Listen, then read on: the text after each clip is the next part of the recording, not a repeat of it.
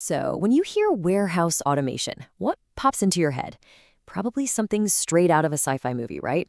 Robots gliding around, this perfect symphony of machinery. Well, what if I told you that for most warehouses, that vision is, well, pretty far from reality? So today, let's get real and talk about a practical path to actually getting started. Okay, take a look at this. This number is, honestly, it's pretty wild. A full 90% of warehouses today have zero automation. No robots, nothing. That is a huge gap between the hype we all see and what's actually happening on the ground. Which, of course, leads to the big question. Why?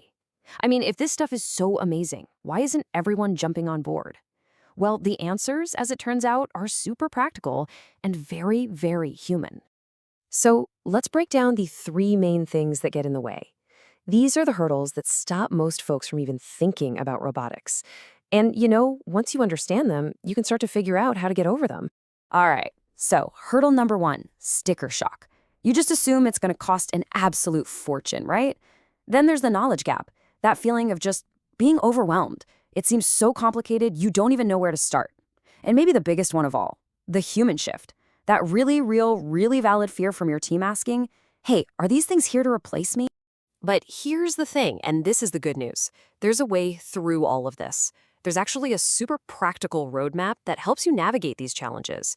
It's all about going from, that manual waste to getting some real measurable wins and doing it without blowing up your entire operation. Okay, so this is basically our map for this journey. We're going to walk through it piece by piece. We'll start with the basics, getting your own house in order. Then we'll look for some quick, easy wins. And finally, we'll talk about the most important part, bringing your team along for the ride. So let's jump into step one. Now, the order here is absolutely critical. You can't just jump to the fun stuff. It's a specific three-step process for a reason. First, fix what you're already doing. Then you can dip your toes in the water with some simple automation. And all along the way, you have to make it human first. Trust me, following this sequence is what makes it all work. I love this quote. It really just says everything you need to know. If you automate a bad process, you're just making that bad process happen faster. Seriously, the worst thing you can do is try to automate chaos. If your current system is a mess, a robot just makes that mess happen at light speed. You have to fix the process first. So where do you even look for these bad processes? Well, in most manual warehouses, the biggest hidden killer of productivity is, wait for it, travel time. Just walking. Your team spends so much of their day just walking back and forth, back and forth. So step one is finding those repetitive long walks and figuring out how to cut them down. And that brings us right to step two. Once you've identified and cleaned up one of those wasteful processes, then you can think about automating it. But the trick is to start small. Please do not try to overhaul everything at once. Look for those simple A to B tasks. Stuff where you can get a quick win, prove the value, and do it without causing a huge mess. That's how you build confidence and get everyone excited. So what does that low-hanging fruit actually look like? Well, here are some perfect examples. Think about automated floor scrubbers. They keep the place clean and safe without anyone having to push them around. Or what about automated pallet jacks for that endless trip from packing to the shipping dock? Even something like an autonomous pick cart, one that can follow an associate or run on its own, gives your team a tool that helps them, not something that feels threatening.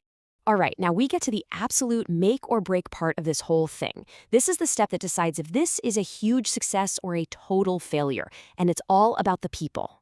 Because I guarantee you, the moment a shiny new robot rolls onto the floor for a demo, someone on your team is going to pull you aside and ask, so, is this replacing us? And if you don't have a good, honest answer ready, that fear is going to shut the whole project down before it even gets started. The whole key here is to reframe the entire conversation. It's not people versus robots. It's a partnership. Let the robots do the stuff that honestly sucks for humans. The heavy lifting, the miles of walking every day, the super repetitive transport jobs. That frees up your people to do what people are amazing at, using their brains. Things like quality control, solving problems, coordinating the team, the high-value stuff. Okay, so even with this roadmap, a couple of the big myths still pop up and stop people in their tracks. So let's just bust them right now. Myth number one, we're too small for robots. The reality? It's not about size, it's about the process. Repeatability is what matters.